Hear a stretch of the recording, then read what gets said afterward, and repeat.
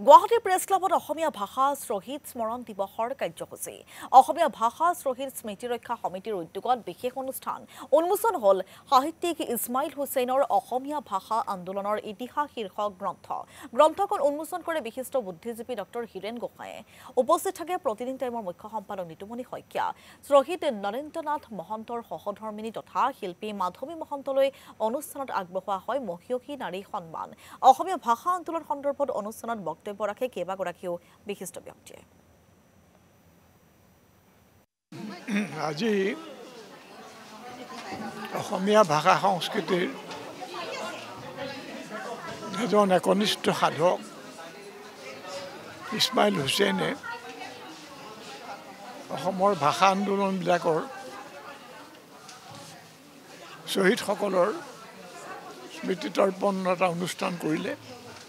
লগতে তেওঁ এই বিষয়ে লিখা এখন কিতাপ তথ্যপূৰ্ণ কিতাপ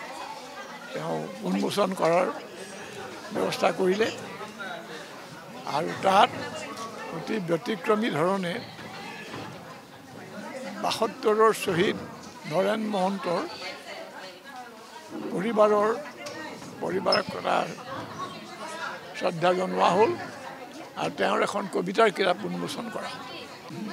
আজি